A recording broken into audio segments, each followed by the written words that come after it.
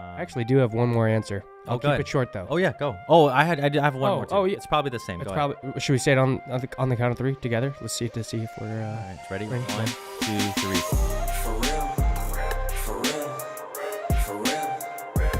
3. All right, welcome back to another episode. Welcome to the Briones Pickleball Podcast, the best and top podcast, pickleball podcast in the world here. If you are a player that loves pickleball, wants to improve their game, this is the podcast for you. By my side, I have our co-host, Caden Niemoff. Caden, what's going on, man? That was a hell of an introduction right there, Jordan. That was really good. Yeah, well, you know what? There's a lot of talk about, there's several podcasts nowadays. Yeah. And they all think they're the best out there, but really, lay the law, lay the law down. We're just saying it how it is. We have a lot to get to today. We're going to start off with our strategy tips, and we have a lot of really good stories for you, or a great story. And in the pro pickleball scene, there's a whole bunch of stuff that has happened. Chaos over, chaos. At Newport Beach PPA.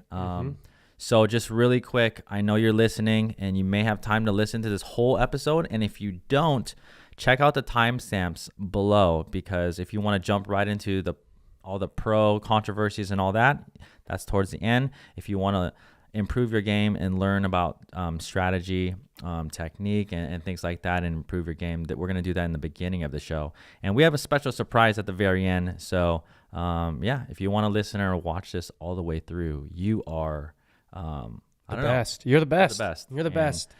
And that's what we do here. So here we go. We're going to start off right with the strategy tip. Caden, mine. You want to start, you or me? Go for it. Okay. So mine's fairly simple today.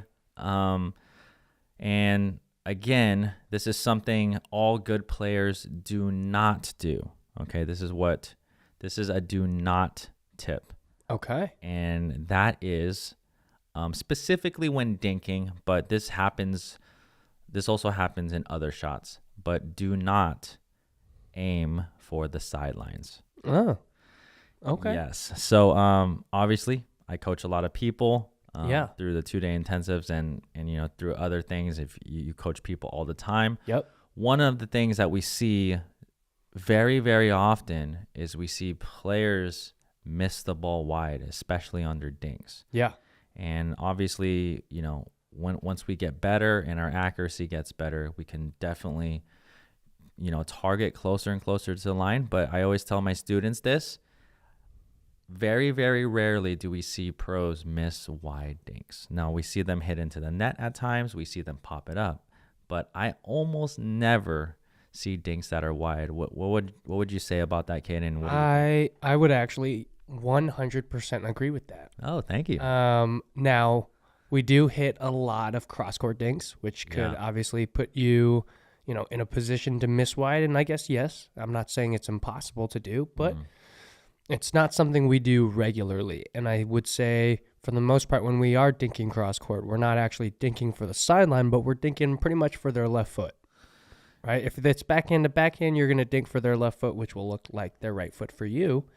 And if it's forehand to forehand, then you're going to dink to their right foot. That looks like their left foot for you.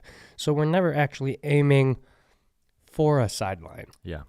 And I will say, when you guys do try or will try to hit the sideline, you guys will probably miss more times often than make. Yeah. Until, obviously, unless you're, a very good high-level pickleball player, where we all make mistakes. I make mistakes. Yeah. I've gone for the sideline and missed it. And even when I first started playing, when you are playing against better players, you feel the pressure of feeling like you have to hit a perfect shot. Yeah. It's not the case. Yeah, that's true. So that's my tip, Caden. And again, I just think if players move their targets in, especially towards the sidelines, move them in a foot or two. Even Ben Johns himself, the best player in the game right now, he doesn't even aim for the sideline. So should you be doing that? No. So that's just a strategy tip, and guarantee you, if you listen to that, you're going to actually find a lot more balls in the court. So absolutely. What would be your strategy tip, Caden? Let's get to you. Ooh, so mine is very simple, and most of you guys already know this, but I will say it's one thing that I hear. Let's say it's kind of like a pet peeve. I hear people say this or teach this incorrectly all the time. Okay. You are allowed to step into the kitchen whenever you like. There you go. You can live. You can live in there. There you go. The only thing you can't do in the kitchen is hit a ball in the air. All right? So I hear people say all the time, you can't step in the kitchen until the ball bounces. Yeah. Let's just break that down really quickly, okay? Do you guys know what that means? That means I literally cannot step into the kitchen until I've seen the ball bounce in the kitchen. And so... Which is not true. Yeah. Right? I can't tell you how many people, I see just hanging out behind the kitchen line, and then as soon as the ball bounces, they, twitch towards the ball. And I'm like, Yeah. whoa. I'm like, wait for it. Yeah. You don't have to react to the ball that late. Just step in the kitchen. They're like, well, I have to let it bounce. And I'm like, no, you don't. Yeah. So if you guys are ever caught at the kitchen line, standing behind the kitchen line until that ball is bounced, you guys can jump into the kitchen whenever you feel like. You're as free as a bird. There you go. So, yeah, for those more beginner players out there, or maybe some intermediate players that have no idea about this rule, don't let the non-volley zone, and that's why, hence the term non-volley, you can't volley in that zone.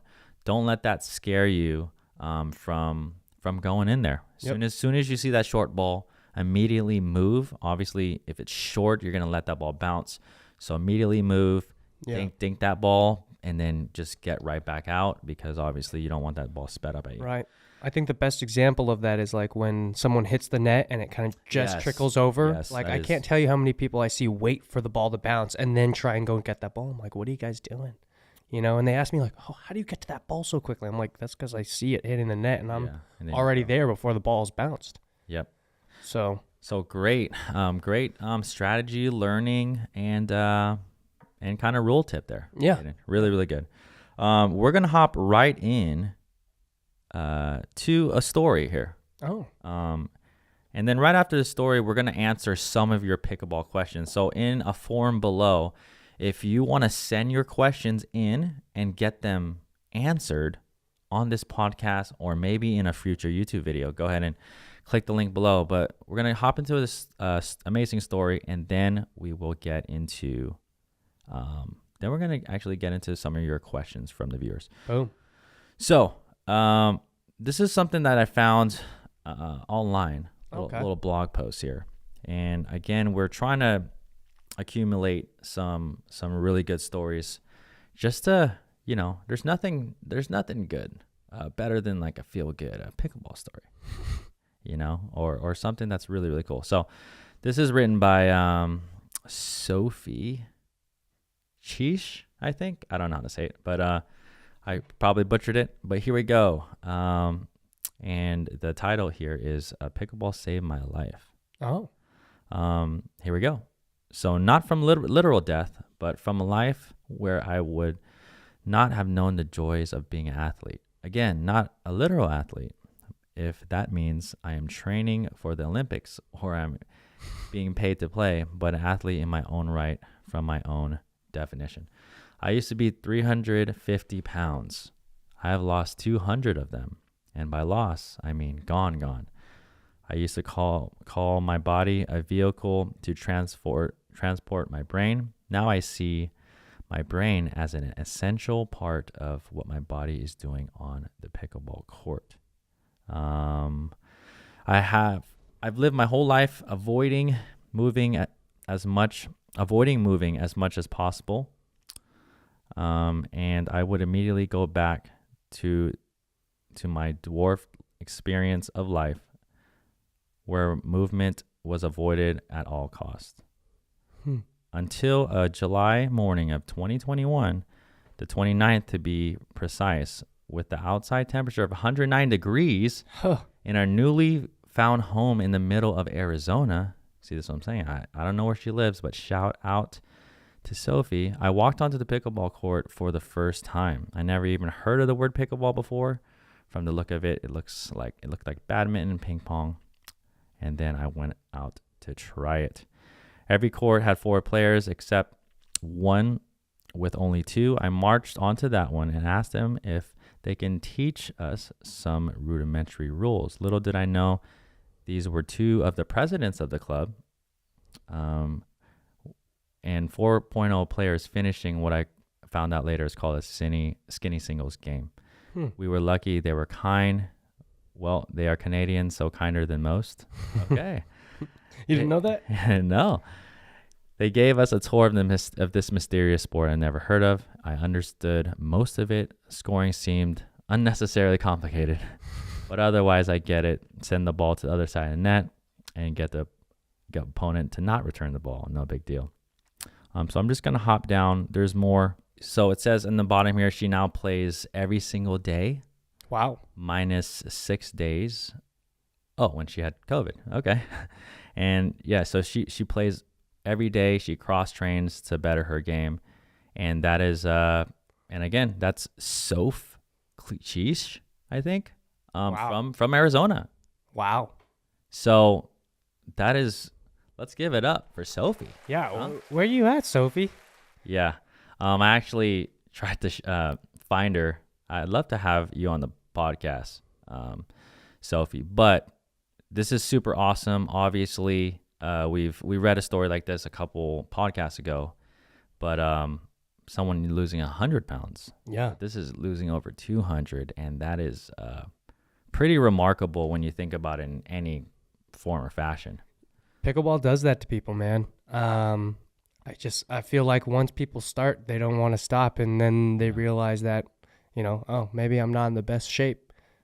Yeah. I want to get in good shape so I can play this, as well as I possibly could, and it really does kind of motivate people to get in shape so they can be the best versions of themselves. And so I mean, Sophie is a prime example of that. That's awesome. Yeah, so super awesome. And again, a lot of this, even with the last story that we read about people getting healthy with pickleball, it's not even like they're trying to lose a whole bunch of weight. No. It just happens because they just love the game. And then they go above and beyond, and they start doing CrossFit training, they start doing yoga, they start doing Pilates. It's a chain reaction when it comes to pickleball. So maybe pickleball, the gateway to better health? Yeah. Huh? Yeah. That'd be a good title, huh? Yeah. So that is really good, actually. Yeah. Wow. So really, really good, Sophie. Now we're going to hop into some pickleball questions from the viewers. So these are questions that are actually being sent in, and we are going to go over them now. All right. So number 1, this is from Anonymous here. Remember, if you're sending in your questions, please include your name, maybe where you're from. That gives us a better context.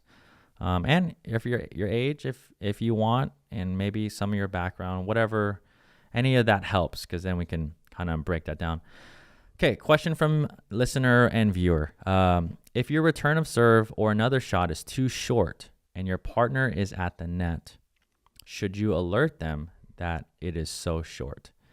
Should they move back as far as they can before the opponents hit their shot and then split step? And how should you alert them? So I'm just going to read this another way. I think what they're saying is, let's say you're up there at the net, Caden. Yeah. Serve is coming to me. Yeah. I'm playing with you. I return the ball. I know my ball's super short. What should I do? What should you do? How do you handle that situation? Yeah. So there are a few rules before we even talk about, the person who hit the ball short. Before I even get to the communication part, as the returning team, if I'm not returning, I am going to be watching every move my partner makes as they're returning the ball. So I see where they're positioned, where their body weight is. Really good. Where, their paddle is, all of it, right? And then on top of that, I can see also where they're returning the ball, right? So before my partner even needs to communicate anything, Yes. if you guys are not the ones returning, you guys should be watching your partner. Yes, and we talked about that on slow-mo breakdowns. Mm-hmm.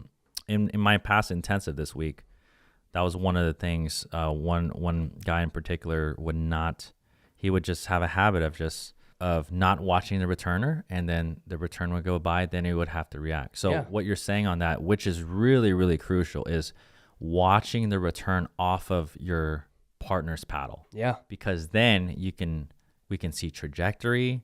We can see kind of their body position, if they're leaning back, if they're kind of stepping into the shot. So yeah. Well, and watching that allows kind of your partner to also feel a little bit more trust, because now they're saying, okay, well, my partner knows exactly what's going on. Yeah. I just hit the worst return of my life, but guess what? He sees it or she sees it, and they know what's coming. So now let's say my partner doesn't look at me, while I return. That's fine. No big deal. I will typically, let my partner know. I'll just say short. And of course, before the match, I'll remind him that when I say short, I'm talking about the ball, not myself. I'm 5'9", guys. Okay, I'm not that short. I just made a short joke for myself. I don't know why I set myself up like that. But the point is, partner communication goes a long way. Yeah. So you guys don't need to say full sentences, but you guys can have little keywords that, you guys can use to help each other out on the court. Yeah. I say like watch it. Yeah. Something. Watch, I'll say short, something. Yeah. whatever floats your guys' boats. But partner communication goes a long way in pickleball. And I mean, for the most part, as a player, I watch so much of my partner, and I watch every move they make, so we really don't ever have to communicate, but that doesn't mean we shouldn't. That's really good. So again, if you are that person at the net, though, what do? You see it short. Yep. And now what? So if my partner does happen to hit a short return, personally for me, I'm staying right up at that kitchen line, because I'm expecting a full-blown drive, probably right at my belly button or right at my chest, which personally I can handle.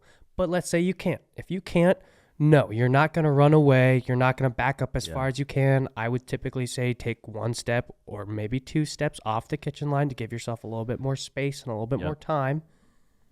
And then your goal is to now punch volley or block volley. But I will say, I personally like to stay up at that line because it gives them, or it's a higher part of my body that I'm going to get, where I'm going to see a ball, compared to if I back up, I might see a ball that's a little bit lower. So there's give and take with a lot of things, right? I like you said that. Yeah, give and take. And again, when you get short returns like that, I would say the majority of the time, that serving team should be hitting the ball at the returner. Yep.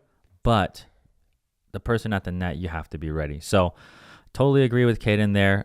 It depends. It's very situational. For me, I may stay up. If I need a little bit more reaction time and I know that person has a great drive, I might take that step or 2 back. But this question said, they were asking, should you move as far as back as you can before the opponent drives the ball and then split step? So yeah, your answer is really, really close. I would definitely take a step or 2, take as many steps as you can that you need to handle that ball. And then the biggest thing is, obviously we don't want to be moving back as that ball is being driven. Right. We want to take a quick step back and split. So you guys definitely don't need to move back any farther than the transition zone. You guys only really need 1 or 2 steps. If you guys really need 3 steps, then sure, go for it. Well, it's all about time. Like, you're not going to have time to run to the baseline. You know? So really, really good. But watch your partner always return the ball from there. Then that kind of helps in the communication. The ball's going to be short because you're watching out their paddle. Yeah. And then obviously practice your volleys. And just get ready, just being prepared. As soon as I see the short ball, I am in defensive mode. Mm-hmm. I'm not typically on the offense there. I know that they're going to drive it, so I know I need to hit a good counter volley or block volley. So really, really good. Second question here from Arthur H. Oh, Arthur. Mr. Arthur, thank you. How do you deal with aggressive poachers that just are all over the court and they're running in front of their partner? How do you deal and play against and beat those players or teams? Really great question. I have a lot of thoughts. Caden, I do too. Caden, do you want to and again, we don't have to get super why don't we do this? Why don't we go back and forth? Okay. We'll both say one answer at a time until we run out of them. Okay, so dealing with aggressive poachers. Number 1, and there's a lot of tips here, And again, you all have dealt with this, right? Especially if you play tournaments, but even if you haven't, there are very aggressive players, and if they're beating you up and eating you up, then we're going to have to do something strategically to try to mitigate that, to try to slow that down. So my number one thing would be right off the return. Okay, so if you're returning the ball, and you actually want to return it for the most part to that poacher. One of the things that we see a lot is a drive and drop combo where one person would, like, let's say this poacher, this guy or girl or lady that is just doing a really good job of being aggressive and offensive. We see their partner driving the ball and then that person clogging middle and then poaching. So yeah, it's definitely, I think a good play or something to try would be return to the poacher, whoever you think is really, really offensive and aggressive. Then that at least keeps them back for that one shot, and then hopefully you can work the point from there. Yeah. But that's my first tip. There's multiple, but that was great. That is absolutely the first tip. Okay. First tip. That All was right. great. Second tip would be practice your punch volleys. So I like it. the reason why we practice the punch volleys is, I think for the most part, people think they're punching for when people are speeding up or for, people are trying to hit the ball hard. And you got to remember that for the people who are poaching, most of the time they're poaching off of someone's drive, right? They want something to be popped up, right? Now, obviously you see it on the drop every now and then, but I'll be honest, it's usually more on the drive when people are forcing pace on you and then someone's kind of crashing and then coming into the middle of the court hoping that you're not going to be able to control your volley. So if you guys are, finding that someone is poaching on you a lot because maybe you can't control the third shot drive that was hit at you guys, practice those punch volleys and work on punching that ball through so that ball stays low. Yeah. Which it'll either make the poacher's life a little bit harder because they might have a lower ball with a little bit more pace. But what you'll also find is if they don't get the pop-up, they're probably not going to poach because they're going, I can't poach on that. Or maybe, who knows, they'll still go for it and they'll make a bad decision. Exactly. So really good, Caden. Again, on that, it's super important that we're practicing our volleys just in general. Yep. But here's one I want to add to that. Yeah. Here's one huge mistake against poachers or against players that bang and just like to drive it.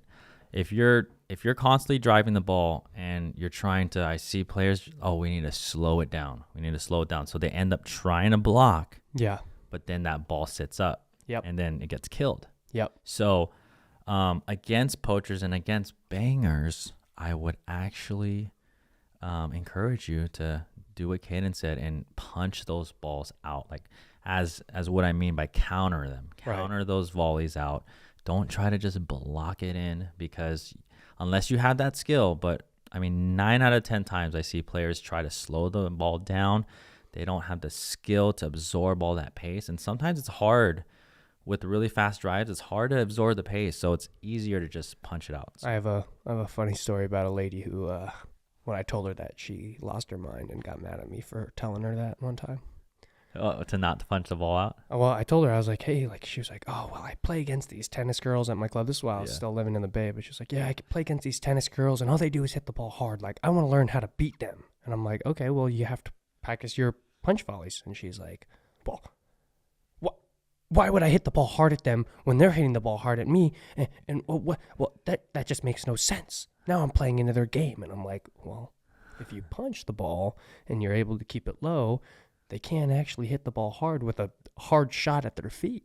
Yeah. And she's like, well, my husband said that I should just stick my paddle out and slow the ball down. And I was like, well, your husband takes lessons from me, so I don't know why he's trying to give you tips right now. And I was like, finally, I was just like, whatever, man. I was like, you know what? You want to win this battle? You've won it. Well, yeah, we get questions. I mean, I get that all the time. But again, learning the skill of resetting and blocking, but also I think the more important skill is learning how to counter. So for sure. Super, super important. Really, really good there. I actually do have one more answer. I'll keep it short though. Oh yeah, go. Oh, I have one more too. Oh, yeah. It's probably the same. It's Go probably. Should we say it on the count of 3 together? Let's see if we're. All right. So third answer of how to beat poachers. Ready? 1, 2, 3. Go behind them. Yep. Oh my goodness. See, we don't even plan stuff. No, you know? No, this was not planned, guys. We literally did that because we're on the same wavelength. Okay, so let's talk about that. So this is something super important. Now, again, we deal with poachers from that third shot drive, but now it still could be that, but now up at the kitchen line, right? Where, people are really, really aggressive, covering middle, the likes of a Ben Johns or somebody that it doesn't even have to be that at any level. There's sometimes people taking the middle of the court, putting so much pressure. Do not be afraid to dink to their sideline. Not on the sideline, but towards their sideline. Yeah. And that's what we mean by going behind them. You can expand on that if you want, Caden. Yeah. Well, think about it this way. If someone's going from the right to the left, just think about hitting a ball to the right instead of to the person who's back on the left.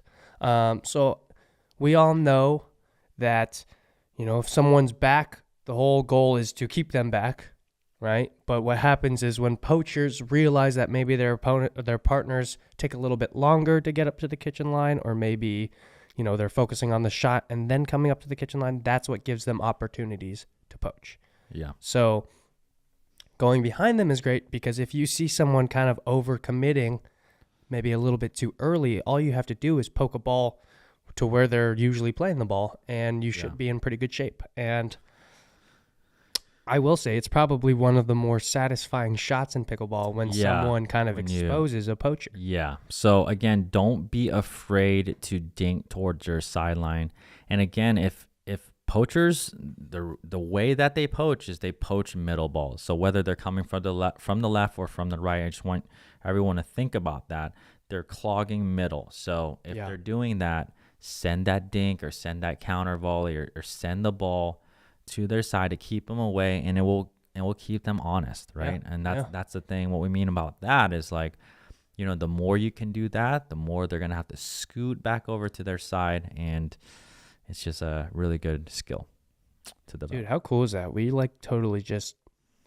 I had a 80%. No, I did too. I mean, I was like, I think we both teach pretty similarly, and I mean, we both.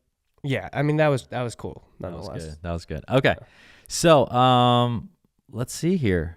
We are going to just read one more story from the UK. Ooh. Okay, so this is just. I'd love to go to the UK. This is just like I don't know. This is just like people who watch this podcast. They are faithful listeners, so we just appreciate everyone. Make sure you share this podcast with a friend if you think this is great information. This one says, hello. Like that? Hello? Yeah, hello. Okay.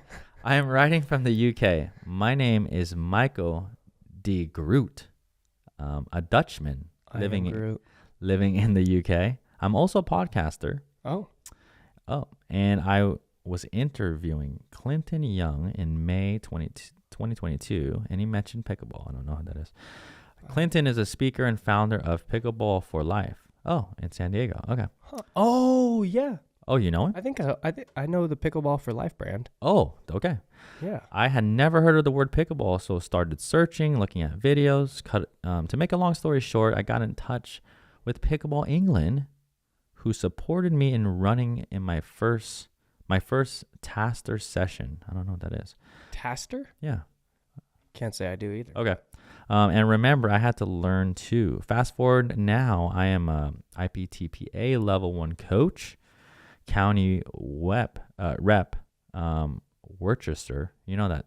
I think that's the name. I think I said that right. For Pickleball England. I hope you did. And organize and run 3 hours of weekly pickleball for around 50 to 60 of our retired and semi-retired community here in Wire Forest in Worcester. Okay. I think I know what you're trying to say. Okay. All right. I'm not going to fix you because I'll probably mess it up too. It's continuing to grow, and now I am promoting pickleball all across the country here in the UK, running tasters and doing some coaching. See, if you know what running taster is. Should I look it up real quick? Sure. Just let us know in the comments before Caden says something. But it's early days here. We only have 5,000 people playing regularly across the UK. So we have a long way to catch up for the with the USA. Our goal is to have 25,000 UK players by 2025. Wish us luck. So Michael D. Groot, thank you for that submission. Shout out to all the pickleball players in the UK. Make sure that you subscribe and follow this podcast. What is a running taster, by the way? Caden? I got nothing. Okay, maybe it's just spell taster? Tast, like T-A-S-T-E-R. Yeah, I looked that up, and all I got was how to be a professional taster. Okay. But you know what? So comment below if you know what that is. Maybe it's just a little lingo, UK lingo there. It sounds like this guy also caught the bug. Yeah. Yeah. No, really cool. So UK. So there's 5,000 players in the UK. That's not bad. That's not bad that's at all. A lot of people. It started out like that in the United States too, and look at it now. Yeah. There's more pickleball players in the US than there are golfers. Yeah. So shout out to you, Michael. Thank you for that. Keep growing the sport. Thank you for that. Keep growing it. Now we're just gonna go. You know what? I would do you a disservice. Today, if I didn't just promote the 2-day intensive. Okay. We got to do that. Again, if you're trying to improve your game, you've heard us talk about this before. I run these 2-day intensive, 2-day intensive experiences where a lot of people from across the country fly out to me, and I work with a 4-to-1 ratio. So just four players, 4 students, the same. A lot of instruction. The same skill level. And I'm just gonna read just a review from a couple intensives ago. All right, this is from Steve Scott from Carmichael, California. Shout out to Steve, thank you. I have been to many camps and a lot of lessons and different training programs and learned different techniques over the last 2 years. And when they were over there, what is this? Okay, and when I was there was nothing to reference to continue my improvement. This has all changed now. This 2-day intensive with Jordan was very informative and I received personal help every step of the way and great instruction. Jordan is very good at communicating the topic of each drill, talking strategy, and spending time to get it right and correct the things that I need correction for. Jordan takes the time to build a video reference for each of the 4 of us, and this intensive training is such a great idea and so very helpful. I've never seen myself on video, and now this gives me a path for improvement. Now I have a personal coach that I can contact and receive personal support, and I am on my improvement path journey. This was the very best training experience I've ever experienced. Steve Scott from Carmichael. Thank you, Steve. Wow. Thank you. That's awesome. Yeah. And again, what's really cool. So just to let everyone know, I've ran 13 of these now. So, we're still in the beginning phases. Yeah. But I'll tell you what, it's a really great experience. And one cool thing, it's kind of like, if you ever sign up for this 2-day intensive, there's a link below. Go ahead and check that out. But these people, I spend a full 2 days with them. We go out to dinner. We get to know each other, and we do a lot of instruction, and we do things after. I really get to know them, and they're like, it's just really cool because they're like really good friends. Yeah. Friend-coach dynamic. Right. By the end. So if you're in that intensive, it's worth it, guys. It's definitely worth it. If you guys have the time, you guys should definitely jump on it. There's nothing else like it, I'll be honest. Yeah. And so thank you, Steve Scott from Carmichael. And again, if you do not have the means to travel, Caden here is going all across the country. You're actually going to be in South Carolina, right? I will be. I'll be in South Carolina. Well, so yes. Yeah. So I'll be in North Carolina. I'll be playing in the PPA North Carolina Open. And then I think I'm Ubering down to South Carolina. Long Uber, dude. It is a long, it's only like 2 hours. Oh, okay. It's not terrible. I've done it before. Okay.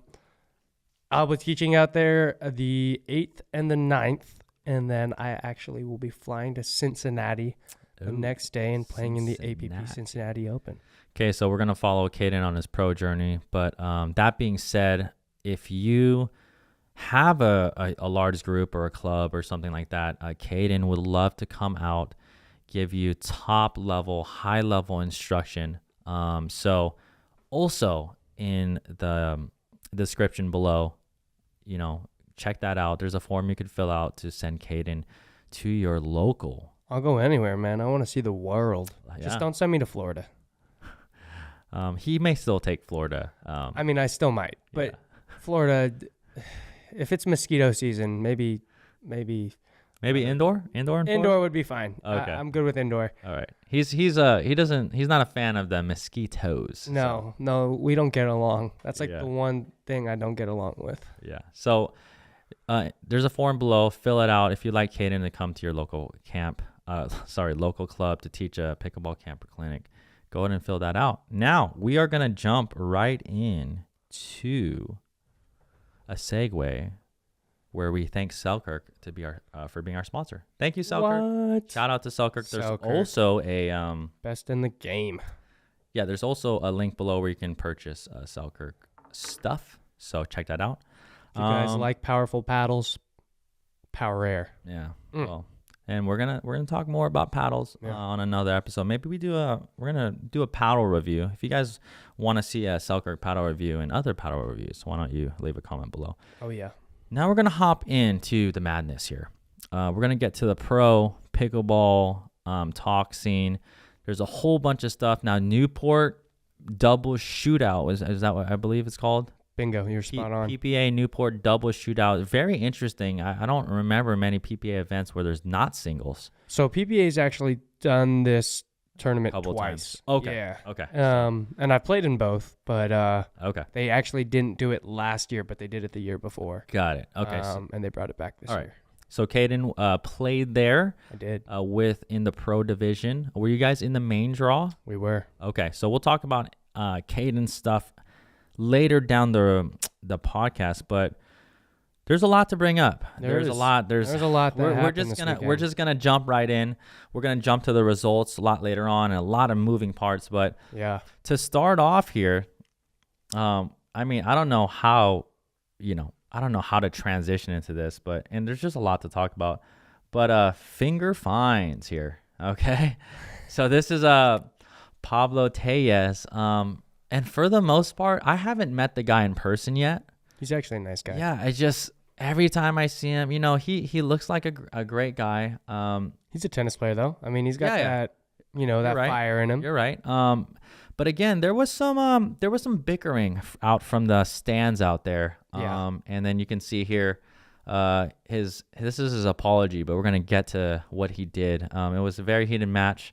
A lot of emotions on both sides. I apologize to everyone. I should not have reacted the way I did, and I would do better in the future. So that's from Pablo Tellez. I think at the end here, I don't have a video, but he put some fingers up that weren't really widely accepted, which is crazy because everybody accepts it when you're on the road. But so specifically that middle finger, he kind of pointed it towards some haters or some players that were bickering, or were they haters or were they hecklers? Motivators. Yeah. I mean, he won the match. Yeah, they did, and I think that's what fired him up. But so this is the first fine with player and what is it called?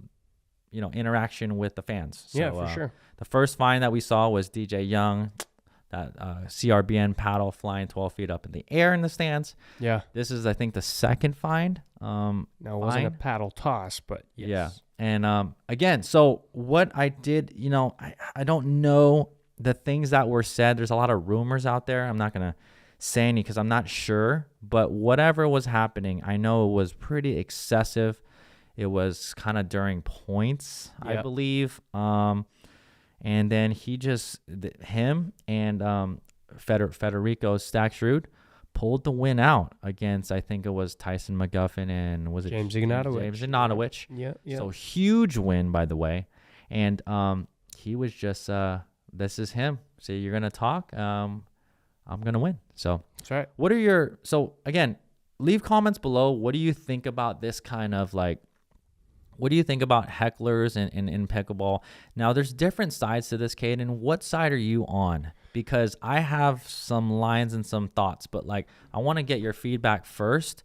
Everyone's saying, you know, oh, this shouldn't be like tennis. Well, I don't think it should be like the UFC either. Yeah, right. So like, where's your line? What do you think PPA should do, and where would you like to see professional pickleball go? In what route? Well, it's tricky, right? Like, you watch other sports. There's obviously lines to other sports. Yeah. But I think as a player, I mean, that's kind of something that, you know, if someone is kind of making that noise, I would never be the type to get angry by it. Because personally, I'm a baseball player, so I love heckling. I love it. It just fires me up. But I will say there are times where it's excessive. Right? Like, obviously, if people are talking in the middle of your points and they're saying, you know, things to kind of throw you off, it's not something that I would try, you know, let personally bother me. But it definitely, if it were to, I would have probably handled it a little bit differently. Right. So I can't say I'm on Pablo's side. I can't say I'm on the fan side. Well, I definitely can't say I'm on the fan side, but personally, I think there's a lot of different things that could have gone differently. Yeah. And if it did, I think obviously this wouldn't be as big of a headline, but personally as a fan, if you guys are heckling players on the court, what are you doing? You know, this is a sport that should be fun. This is a sport that should be uplifting and outgoing, and that's why I love it so much. But when you have, you know, drunk fans who are just screaming messed up things to kind of throw you off your game, that's where I'm kind of like, okay, what's going on here, right? You watch a baseball game and you see an intoxicated fan heckling a baseball player. The baseball player can get him kicked out of the stadium in a matter of seconds, right? So I'm glad you brought that up. So here's my take here. So Dane Gingrich, shout out to Dane. But he mentioned something, you know, his posts are a little out there sometimes, but he basically just mentioned like, well, as a professional athlete, you should be able to drown everything out. So I understand. I agree, but we do need to come up. I think there just has to be, just like the paddle delamination, paddle testing rules, which we're still working through. And because the PPA still has to learn how to regulate and do this, I think this is a place for this to grow too and figure out where's the line. So I don't know if I can agree with one or the other. I would say, you know, I just think we just need to come up with a line for the sport and then figure out where that goes from there. But just like you said, in baseball games and other things, and you know, obviously tennis, we don't have to compare it to tennis, but if it's like actually maybe like during points and trying to mess you up, you know, I think players in the crowd should get warnings. I think just like the players, and I think the ref should be allowed to do that, and maybe security could get involved if it's like a second warning, you know, or third, you're out or something like that. Right. But obviously we're not. I don't think we're there yet. I don't think. But that also means we're hiring security. You know what I mean? Well, there's usually security in these events. In the facilities, yes. Yeah, in the facilities. Yeah, right. So, but either way, I just think that we have to decide what the line is, and not as in we. I don't know. Maybe the players. Actually, I think the volunteers would be the people that would have to get rid of them. Yeah. So I don't know, but that's what happens when you have drinking involved and things like that. It gets really, really tough, but definitely there's got to be some sort of line that we're going to, you know, we're gonna cross at some point. And hey, if you're gonna let everything go, then I guess you know, if that were the case, then just let everything go, and it's just gonna be loud and crazy like a hockey game. But I don't think that. Personally, I wouldn't really want to see it go that extreme, that route, just because I just think that would take some out of the game. And everyone says to me like, oh, we shouldn't. It's not tennis. It's not tennis. We shouldn't make it like tennis. So, you know, tennis is just so like so soft and stuff. Yeah. But there's a because of the sport, it's very similar to tennis. Like where the point builds and then this tension builds, and then there's a eruption at the end of the point. Like there's something to be said there about that kind of,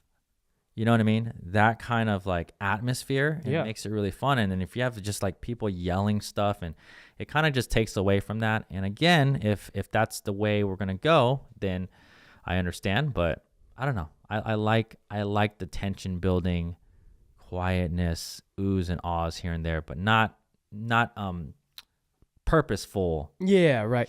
Like, well, I think that's also what makes MLP so awesome. Yeah. You know what I mean? Is like it is a different environment for fans because it's not like just your normal tournament. Exactly. So I think, you can establish that, maybe the PPA and APP do kind of enforce something more like tennis, and then MLP says, hey, we want it rowdy, we want it loud, and so you can go to the specific type of experience you're looking for, you know what I mean? So what it does, though, is it opens up ways for people to say, okay, well, hey, like, I want to heckle.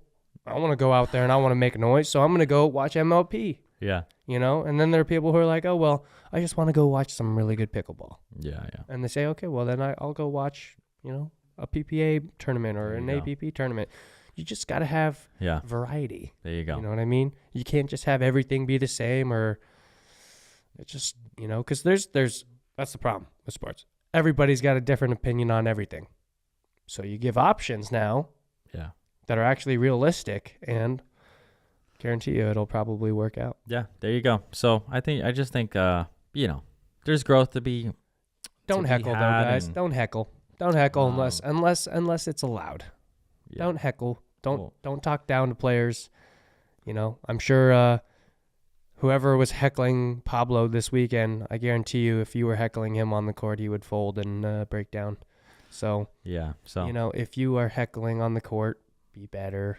Don't do that kind of stuff. Yeah, so we'll have to see what happens with that. And then again, it's a growing sport, so we're gonna have to see. Next, we have Sarah Ansbury and Jill Braverman played women's doubles together. They actually did really well, and I saw that they beat, was it Elise Jones?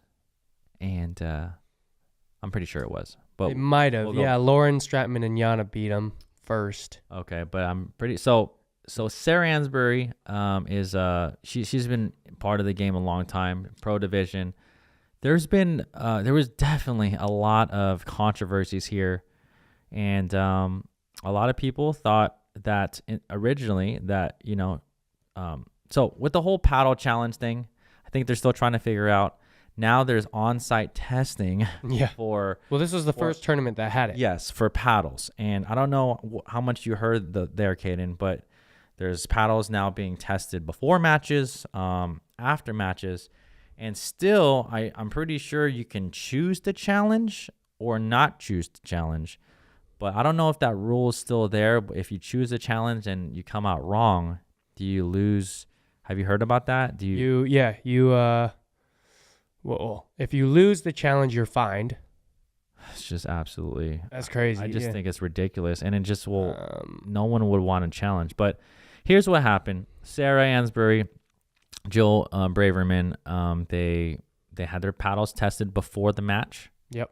And it was within legal limits. Now, what we found out later, was that Sarah was informed that it was very close to the limit line. So here we go. This is coming from Carl Smits, the USA Pickleball Managing Director of Pickleball Standards. So this is the guy that leads the professional industry. This guy's legit. And this is what happened.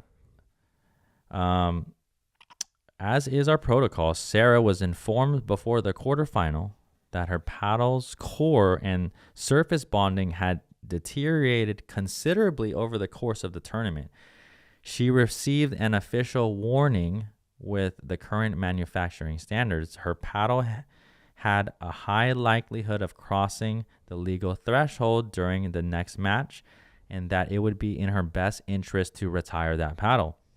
we can only recommend the best practices. However, the final decision lands in the hands of the player. Interesting. So if this is, and I'm pretty sure this is true because this is coming from Carl Smits himself, but so it's they test the paddles in the beginning, and they're already giving Sarah a warning that this particular one that you've been using in previous matches is getting really close. I don't know why.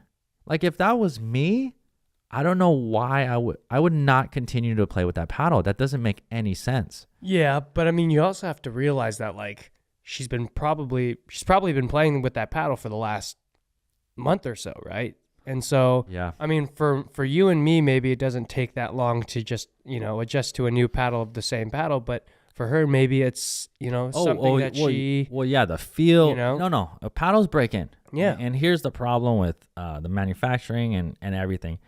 Here's where it gets tricky. So, but again, if I'm at a tournament, I guess you took the risk. I guess it's not that crazy. But, so, after the match, they won, and then the opposing team actually challenged it.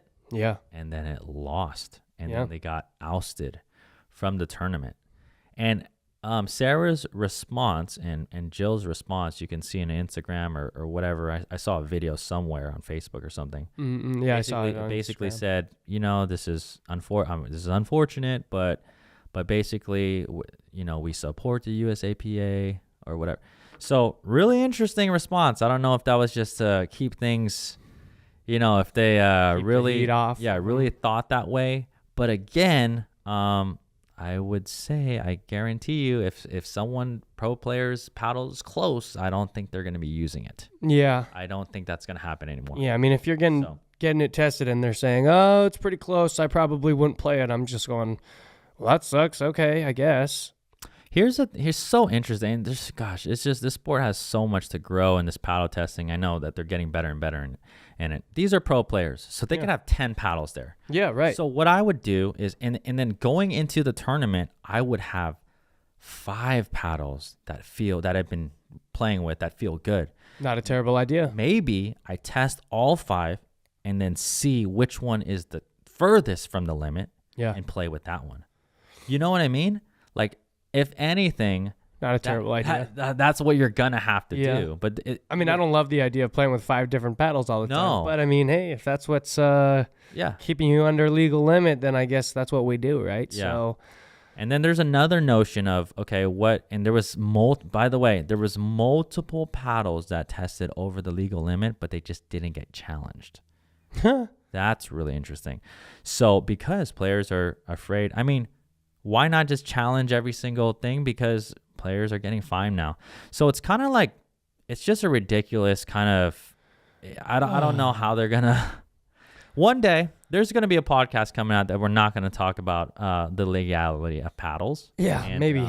It might be in 16 years. Who knows? For all those recreational players out there, this doesn't matter to you. It really doesn't. So just go out there, play your game, but we're just trying to inform you of this craziness that's happening on the pro tour. So if you guys aren't a pro right now, just use whatever paddle you guys feel like playing. yeah, and then You know? yeah. So moving on from that, we're actually gonna stay on the topic of paddles, but in a different note or different way. Salome Device, she was actually challenged. Her legality of her paddle was challenged from the previous tournament because she was hitting rockets. It really seemed like rockets when I was watching, but it came back negative, like negative as in it was a legal paddle. It was good. So it must have been the 4 extra ounces that she put on as lead tape. Something like that, man. She was hitting piss missiles. But I mean, hey, that's just what she's got in the bag, man. Yeah. I mean, smokes. So Salome, I'm glad your test results came out negative. I know. And that's something. That is something. So very, very interesting. We'll see and keep you guys updated and gals updated on that. Now let's get to, where are we going here? We're going to go get to some huge upsets. Okay. So a lot of crazy things that happened. So actually, Caden, why don't you, while I'm pulling this up, you were there. I was. Okay. And you were there here at the Newport PPA. Why don't you tell us just how the atmosphere, tell us about the tournament. I know you've been there. Yep. If you haven't been to Newport Beach, it's a really nice area and a really great venue. So why don't you just tell us, kind of like, give us a little background of the tournament, and then we'll talk about the upset alerts coming up. Yeah, so the tournament was at the Newport Beach Tennis and Pickleball Center. I have been there multiple times before, and of course, when I saw that there was a tournament in Newport, I said, well, I'm not going to turn down the opportunity to go to beautiful Newport Beach, California. Yeah. But I will say the venue there, they have really nice courts. The only thing that's pretty obnoxious is they don't have blockers in between courts. Wow. So you get a lot of balls on. A lot of balls coming on the court now. Yeah, while you're playing. And it's a pretty infuriating sometimes, but also at the same time, sometimes the refs don't call it, so you're able to kind of just play the point out. The venue itself, obviously it's beautiful weather. It's got, good parking, except for the fact that maybe they weren't quite prepared to host over 700 people this weekend. So parking was kind of a nightmare, but besides that, everything was pretty smooth running. It was it's pretty compact. They have like little rows that people are allowed to walk by, and it doesn't help when people are just like standing in those rows to watch. And then when you're trying to walk through, it's a little tough to get through every now and then. And of course, they have vendors going down that row too. So there's not a whole lot of walking and standing space. But besides that, there's no such thing as a bad time in Newport Beach, man. I would say I had a pretty good weekend out there. I got to stay in an Airbnb with my GM of the Scottsdale Scorchers. Oh, really? Yeah, he rented out a house for kind of like the Arizona Pickleball League crew. So it was me, Brad, his buddy Joey, his daughter Maddie, and her friend Sam. And then pickleball players, it was me, Pessa, Craig Johnson, Nico Montoya, Michael Lloyd. Wait, there was that many? You stayed with all of them? Oh, heck yeah, man. And we stayed in an Airbnb like right next to the beach. So we didn't have it bad, huh? No, it was a fun weekend. Nice. It was too short though. I should have gone sooner. Yeah. I left on Friday. I should have been there. Okay. All week. Well, that's the Newport here. We're gonna go right into. We're gonna start here with men's doubles, and then we're gonna go over mixed, and then we will go over women's doubles. Okay. So it was a pretty wild weekend this weekend. Yeah. So Ben Johns was here. Anna Lee wasn't here. Mm-hmm. So obviously we had a lot of different mixings. And so here we go. We're gonna start off here. Man, it did not work, but right here we're gonna start off with men. Shout out to Jdub and Dylan Frazier. Yeah. We got that for gold, PPA gold. So is this their second? This is their second But PPA this is the first time they've beaten Matt and Riley. Matt and Riley Newman. Okay. Yeah. So Dylan Frazier, J.W. Johnson for gold. I guess, Riley and Matt Wright for the silver. And Federico Stackstrud and Pablo Tellez for bronze. Really, really good. Remember, we already talked about that. This was that close one. Stackstrud and Tellez defeated Ignatowicz McGuffin 11-9 in the third. And they got beat pretty handily by Newman and Wright. And you know what?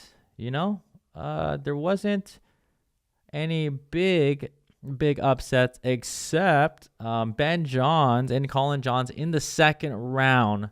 So this is a big one. They get ousted by Ben Newell and Philip Locklear. Yeah. Those are the I think they're from where are they from? Kansas. Okay, so they're from Kansas. Now, I watched the match. Huge upset, right? So lefty and righty, Ben Newell, I played him in singles. I actually have a video of me dissecting my game against him. He beat me 15-10. was fairly close, but he's a good player. He's been playing a while now. But what did you see out of the match, Caden? Obviously, the John brothers losing to a team like this. Not saying that they are a bad team, but this is pretty uncalled for. Yeah, right. Yeah. I think it kind of came out of nowhere, but honestly, one, Ben, super duper good. I would say Ben's probably one of the better lefties on the tour. Kind of has a goofy style of playing, but it works for him. He's got good drives. And drives. Philip Locklear, not a guy that I knew of until this weekend, but this guy, I mean, he kind of just looks like a beast. You know what I mean? But he has really good speed ups. He actually has had pretty good dinks. And I think in the situation where you're playing against a guy like Ben and Colin, where you can't just sit in the points and say, hey, okay, let me see if they'll miss a dink. They're not going to miss a dink. So you kind of have to attack them at a bunch of different areas that maybe they're not used to seeing. Yeah. And so Caden, you and I talked about this on the car ride, but if you're going to take out the Johns brothers in an upset where first, second round and they're not, really warm or that interested or whatever, you're going to go out swinging. And that's exactly what we saw. Ben was driving a lot of thirds. Philip was cleaning up and vice versa, right? So, 9 out of 10 times, I say if they play 9 more times, I think Ben and Colin take that with ease. For sure. But this was a huge upset. And again, the Johns brothers are kind of known for that slower start, slower. And look at, you can kind of see they were lackadaisical here. On the first match was like 11-1, 11-1. I don't know who they are, but they probably, breezing through. And again, because it's 2 games to 11, you lose the first one in a close one. That second one creeps up on you. And about body language, and I can see it. I've watched and studied the Johns brothers enough. This kind of match was their match to lose. Yeah. Because these are the ones, I mean, there was no energy. There was some high, when they made a good shot, it was like whatever. But again, they felt the pressure. I think Colin felt a lot of pressure. I mean, these guys were driving at him and he pops them up here and there, and we all do that, but it was way more than normal. Yep. And Ben, I saw Ben miss some routine dinks that he never misses. Yeah. So just kind of, I know that they were just frustrated there. So that's what we saw. I will say, I do want to give a quick shout out to Gabe Tardio and my boy Garrett Whitehead. They were the 24 seed this tournament and actually made it to the quarterfinals. Made it to the quarters. So this is definitely and both of those. Do you know who Garrett Whitehead is? No, but they're both they're young, right? Yeah, they're both like 16 years old. Yeah, so we have some amazing talents coming through the ranks especially as teenagers. So shout out to them. Yeah. But yeah, Dylan, Fraser, JW. I'm happy for them. I actually called it with Michael Lloyd that Jdub and Dylan were going to win this one against Matt and Riley. We called it. Yeah. Before it happened. That's really, really cool. And they won in 3 straight. Caden Niemoff, you played here. You played Alex Newman and Rob Cassidy? I did. I played my normal partner. I know. Okay, lost that one close, 11-7, 11-9. Yeah. A little tough, I think. Okay, and then this one. 1 or 2 different things. The local boys to Arizona, Nico Montoya and Michael Lloyd. I don't know if you saw this. I did. Well, actually, kind of. I was playing when they were playing, but. Okay. But, so Nico Montoya, shout out to you, man. I know you've been here. I know we hit a couple times here. He's really gotten really good. And Michael Lloyd, I haven't played him before, but I've seen his game. Michael's great as well. He's definitely They definitely played well and took a game off of a stacked Jdub and Dylan. So. Yeah, and actually, if you go up, Pesa and Craig actually played together up here. Oh, did they? They did. They won their first. Shout out to Pesa Teoni and Craig Johnson from AZ, and then they did. They got to play Matt Wright and Riley, and they kind of did not challenge them much there. Yeah, not quite So the performance that they were looking for, but interesting. Okay, so that is a big upset there. Obviously, Ben Johns, and his brother getting upset in the second round was a big one there. We're gonna hop right into mixed doubles pro. Here we go, mixed doubles pro, and we got talk of the tournament, Lacey Schneemann. Yeah. But let's start off with the gold. Shout out to the bro and sis duo, Georgia Johnson, JW. Georgia, we've seen her game skyrocket over the past 6 months, I would say, or so. And those are literally my little siblings. Yeah. I mean, I called their mom. Okay. Well, hey, that's what it is. So. She calls me son. All right. Yeah, so you guys know. So JW and Georgia, with the gold, Lacey Schneemann and Tyson McGuffin. That's one I think we did not see coming. Making his back-to-back appearances in the gold medal match for mixed, man. Yeah, so Lacey on a tear. Lacey's there, Andrea Coop and Ben Johns for bronze. So again, a big. I don't know if I would say big. I think you would still have to put Ben Johns here to win this, but for sure. But not by a large margin. So let's see. They beat Lindsay Newman and Eric Lang. Ben Johns and Andrew Coop beat. Let's see here.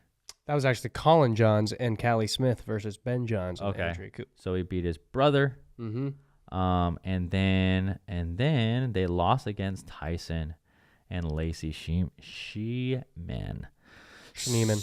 So, really interesting there. Tyson, I just think he just played solid all throughout. And I'm telling you, did Lacey, I mean, she's just getting better and better, or what? What, Caden? What's the story? She had a hell of a weekend. I think she is getting better and better. I mean, she's made appearances in the championship for the New York Hustlers and MLP.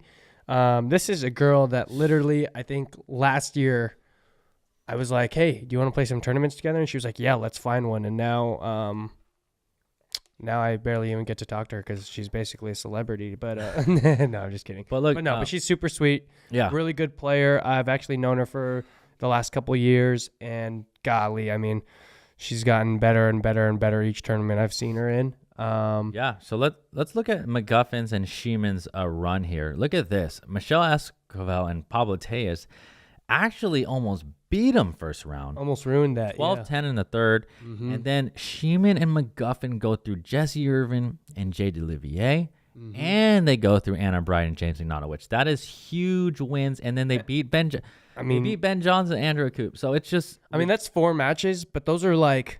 Those probably felt like 9 matches because those all were pretty intense matches. Look at this mix. Yeah. Gosh, the pro mix is tough. Pro mix is tough, man. And again, Elise Jones and Riley Newman play together. That was a new partnership. And then they got knocked down by the Johnsons. Lost pretty handily. 1 match away from the gold to the Johnsons. So shout out to the bro and sis, the Johnsons. Really, actually, one person who made an appearance this weekend in Pro Mixed Doubles was YouTuber David Dobrik. That was pretty funny. He actually had a really sick behind the back in one of his matches, but he did go 2 and out. So okay. So next and last but not least, there was no singles in this tournament. We already talked about that, which is really interesting. Last but not least, for sure, is women's doubles pro. Shout out to Lucy Kovalova and Callie Smith for gold, Andrea Coop and Anna Bright for silver, and Yana Greskina and Lauren Stratman for bronze. Yeah. And I think without Anna Lee Waters here, I mean, any of these matches could have gone either way. I think I don't know who would you put as the favorite here with Anna Lee being gone, Caden? I mean, if you asked me who I would have put my money on, I probably would have said Andrea and Anna. Yeah. But I mean, it's weird because Lucy and Callie, every time I've put money on them, they've let me down. But every time I haven't said anything, they've won. So I don't know if they're good. I don't know if they're not good. I'm honest. I mean, I know they're good. I'm just confused as to what the heck is going on. But they've had tournaments where things have been wide open because Anna Lee wasn't there. And I'm like, okay, yeah, I'm going to take Lucy and Callie. And they lose in the second round. But, hey, they were the 1 seed this time. And it looks like for the most part they kind of strolled through everyone, except for till they got to the final. The final looked actually. Yeah. What's interesting here, Ed or Wright, Jesse Irvin, they withdrawed. I wonder if someone got hurt there. Hopefully they're okay. But this is the one where Ansbury and Jill Braverman actually beat Lacey. Correct. And also Lena. And look at this, 11 ended up forfeit. Yeah. Ended up winning it because the paddle got disqualified. Wow. Just really crazy. So anyways, that's really interesting. Wow. Look, Andrea and Anna had quite an easy day on Saturday too. They gave up 7 points in their first match. They gave up 5 in their next. And they gave up 11 in their next. And then they were in championship Sunday. Yeah. So really, really good. You know, I don't know what else to say here, but the women's is getting tougher and tougher. Oh, for sure. And Hurricane Tyra Black, that's that tennis player, played with Georgia. Look, they took out Lindsay Newman and Michelle Esquivel. Actually asked her to play North Carolina with me. What did she say? I have a partner. Okay, so Caden's trying to pick up a mixed doubles. I like mix, man. Ever since I started playing Arizona Pickleball League, man, I love mix now. Yeah. I want to play mix instead of play singles. There you go. Well, yeah, it's fun. Mix is fun. Maybe I should call back, give a call to Old Faithful. Who's that? Annalie Waters. Anna Lee. Yeah, Anna Lee. The goat of all mixed partners. I mean, no, well, you know, like I said, we have a, tournament history together. We're literally undefeated together. Yeah, Anna Lee might. Can Ben and Anna Lee say that they're undefeated together? I don't think so. Hey. But I can say that with Anna Lee because it's true. Yeah. Hey, small sample size, but still. But okay. So that's that little celebrity outing here. We're going to kind of just show you a celebrity outing pic here. Oh, look at those two fellas. We got JW, double gold medalists to be exact. Double crown. We got that double crown. Yeah. Look at Caden Nemeth with him. I don't know why his eyes are closed. Maybe this allergy season or something like that. What we got going on here? I mean, I think I caught him while he was taking a nap or something. Not actually, but J.W. Johnson, man. The guy's look at that hairy chest, though. The guy's a complete stunner. What in the world? You know what I mean? Wow. I think that's his just his stank face. That's his what's that movie? Zoolander. Oh, that's Magnum. Okay. You know what I mean? JW. I've met him a couple times. I know you talk to him a lot, but he's a funny, interesting guy. He's a funny kid, man. Yeah. I do love. What is his personality like? He's just quirky kind of guy, huh? Very quirky. Yeah. Doesn't say a whole lot, but I will say he does like to mention how he thinks he should be big brother because he's bigger than me, but then I remind him that I'm stronger than him. And then we like to, mess around where like, he tries to grab my forearms and then like I'm just stronger than him and faster than him. So I'm just like, I grab his arm and then he like tries to escape. And then I just put him in like a different type of arm lock. Oh, yeah? So, yeah, we, he likes to compete for big brother in the family. But I quickly kind of, push him down and say, hey, no, I'm big brother. You're just a little kid. Get out of my way. But in the family, I will say he gets all the love for being the better pickleball player. Yeah. But he's a good kid. He probably could use a shower and maybe some hair gel every now and then, and maybe some chapstick. Maybe some interview advice. And maybe a razor for his chest and his nose. Oh man. But he did shave his face that day, so he's got that going for him. But now you can kind of see the butt chin. So yeah. I don't know. If I were JW. Well, I guess if I were JW's real brother, I guess I would give him a little bit more advice. But that's just me. I mean, look at me. I'm totally not shaved right now, and I look like I have dirt on my face. But here I am. Yeah, you're falling off too. So I can't really say much. Look at my hat; it's disgusting. It looks like. We've gotten comments on that, by the way, too. The washer hat, Caden. So think about that next. Well, that's why I wore a different hat today. Okay. But yes, I know. I agree. It looks like I dropped my hat in dog turd and picked it back up, and then Yeah. Yeah. All right. So Jdub, congratulations to you, buddy. Double gold. Really, really cool. And again, how old is he, by the way? 20. Okay, 20. So 21. I don't 21. new faces of pickleball. I don't know. Will we see Jdub continue to dominate and get better and better and really push Ben Johns to the limit? We will see. But Jdub has definitely got all the tools. Oh, for sure. To dominate. And for sure. let me ask you this. I didn't see many of his matches this weekend, but is he attacking off the bounce yet? Oh, He's really not, huh? He doesn't. Still. He doesn't attack a whole lot off the bounce. That is so crazy. But that is so insane. But I mean, his roll is so good. No. Like a Yeah, I understand dink in that. the air. It's just like.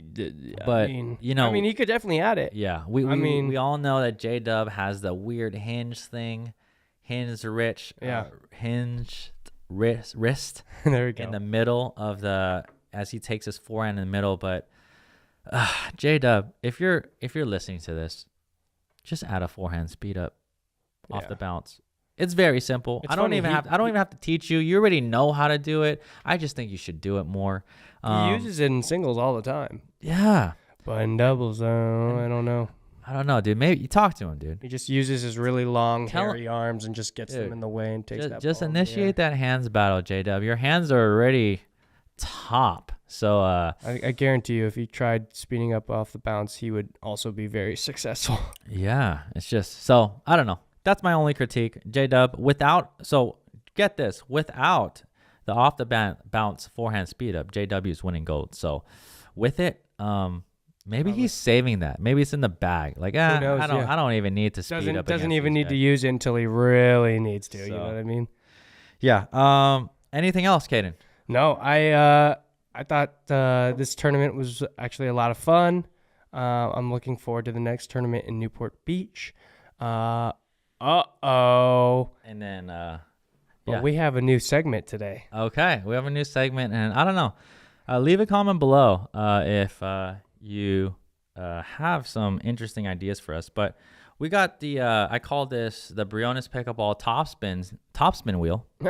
Like that? I do. And we have some things on the wheel. This is a wheel like you would get on a game show and things like that. So we'll see where it lands. And last segment of the day, just as a little, just a little improv here. Do we know what's on here? Okay. Yeah. We'll see. Okay. Well, you might have to explain some of the rules. Yeah, for me too, I might. I mean, this is kind of off the cuff here. So, Caden, why don't you give it a whirl? Go to whirl here. Oh my goodness. Well. Okay. Would you rather? Would you rather? Okay. So Caden, would you rather get hit in chest by a Matt Wright overhead or a Ben Johns swinging volley high forehand? Where do I get hit on Ben's shot? On the chest. Oh, in the chest. Would you rather get hit on the chest by Matt Wright's overhead or Ben Johns high forehand up here where he takes a full swing? Probably Matt. It's overhead. Really? Yeah. Oh, shit. I don't know. That would suck either way. I mean, yeah, but I mean, to be fair, I played baseball, so I've been hit by baseballs harder and faster than a little wiffle ball to the chest. Like, obviously, I'd be like, oh god, but like at the end of the day, I'm just getting like a little red mark and maybe like a little bruise on my chest compared to like some of the bruises that I've gotten getting hit by pitches in baseball. So that's so funny. Yeah. So if you, for those of you just listening, there's a little spinning wheel here. We're just having a little fun here. Should we do 2 of these today? Yeah. Let's do another whirl. Go ahead. Here we go. Go ahead, Caden. All right. Last one here. Oh, funny story. Okay. So Caden, it could be pickable. It could be non-pickleball related, but Caden's going to tell us just a little funny story that he had either growing up or on the pickleball court. I'm leaving it up to you. Let's tell a good story to the viewers here, and then we'll end it on this. Okay. I actually do have a funny growing up story. So I would say growing up, I was a pretty good kid. Yeah. I never actually got called to the principal's office once in my life of going to school. Very hard to believe. I know. I don't come off as that kid, but that's I don't know. I was good. I was a good student. Anyways. Okay. One day there were 2 kids in my class, and one kid was named Caden, and the other kid was named Michael. And Caden actually jabbed Michael in the head with a pencil. Like bleeding? Like stabbed him in the head with a pencil. And so Michael got so upset that he bit him. Okay. So the 2 boys got sent to the principal's office. Yeah. Now, What kind of school is this, dude? It's just elementary school, man. Kids were crazy. I don't know. All right. I went to school in San Francisco. Oh, that explains it. But when the principal had to call Kagan's parents, he called the parents and said, "Hey, your son stabbed a kid with a pencil, and he got bit in return. So, when you come pick him up, he'll get out. You'll need to come pick him up, a little bit after school." Yeah. Yeah. So no big deal. I just got out of class, and I just kind of waited like 30 minutes for my dad to show up because he thought he was gonna have to go to the principal's office. But I was just waiting on the first floor. So I actually, like 30 minutes later, saw my dad walk into the principal's office. And I was like, "Dad, what are you doing?" And he's like, "Son, come with me really quickly." So I went outside. What? And he was like, "How's your day today, son?" And I was like, "Oh, it was good. Normal. So I was in first grade, man. I was like, it was just a normal another day, man. I don't know. I had pot stickers for lunch. I don't know." Yeah. And he was like, "Well, did anything happen while you were in class today?" And I was like, "No, not really." And he was like, "Nothing happened with any other kids? You didn't get upset with anybody or do anything?" And I was like, "Nope." And he was like, "Okay, you didn't happen to get in any arguments or fights with any kids named Michael?" And I'm like, I don't know where this guy's going with it. So I'm just like, "No, I don't. Man, normal day. Yeah. I don't know what's going on." Normal day, yeah. And my dad was very big when I was a kid about telling the truth. Yeah. You know what I mean? And like my dad was more of the dad that was like, if you tell, like my dad would always say, "The truth will set you free." Yeah. So maybe if you did something bad but you told the truth, there wouldn't be as big of a consequence. But if you lied, yep. It's actually how I train my kids. yeah, right. And my dad would say that every time, "Son, the truth will set you free." And I'd be like, and so he said that to me, and I was like, "Okay." I don't know what this guy's talking about. Yeah. And he was like, "Well, I got a call from your principal today." And I was like, "Why?" And he was like, "Well, I heard that you did something to another kid." And I was like, "I didn't do anything." And he was like, "Now, Caden, what did I tell you about lying? I don't appreciate you lying to me." And my dad never actually beat me, but his way of reprimanding me for me lying or for me misbehaving was I had to put my hand out, and he would say, "Put your hand out. Do you want 5 really hard slaps or do you want 10 medium hard slaps?" And I would say, and I'd be all nervous. I'd be like, "Well, 5 is less, so 5 really hard ones." And then he would, smack our hands. And he's like, "Son," he's like, "don't make me put your hand out." And I was like, "Dad, for what? I didn't do anything." Yeah. And he's like, "All right, that's it. Put your hand out." Oh, right? no. So I'm like in my school hallway, and I'm like, Oh, I'm like my hands shaking. I'm like, "Oh my God." And my dad used to do this thing where he'd go like this and wind up a little bit. And as he would start to smack, we would move our hand and be like, "Oh, don't smack," because that doesn't count, Yeah. And right as he's about to give me my first one, we just hear footsteps running down the stairs and into the hallway. Oh my God. And we just hear, "Mr. Nemeth, Mr. Nemeth." And my dad pauses and he's like, "Yes?" And they're like, "We are so sorry. We called you earlier saying that, your son had gotten bitten by Michael and stabbed Michael in the head with a pencil. We are so sorry. We called the wrong parent. We actually were talking about this kid named Caden, not Caden." And my dad was like, gosh. "Hey, son, how was your day? Come on, let's go get some ice cream." Oh my God. So Caden was that close away for getting those 5 smacks. I was going to get a beat down, but That's funny, man. yeah, I almost got accused of something I didn't do. So yeah, that would be probably my funny story. Yeah. But yeah, I remember that to this day. Till this day. Yeah. Now you're for sure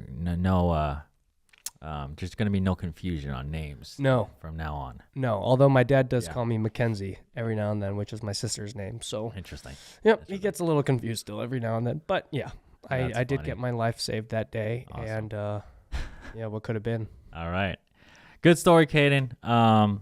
For the viewers out there, give us some interesting ideas what to add on this spin wheel to kind of further enhance what we're doing here about pickleball.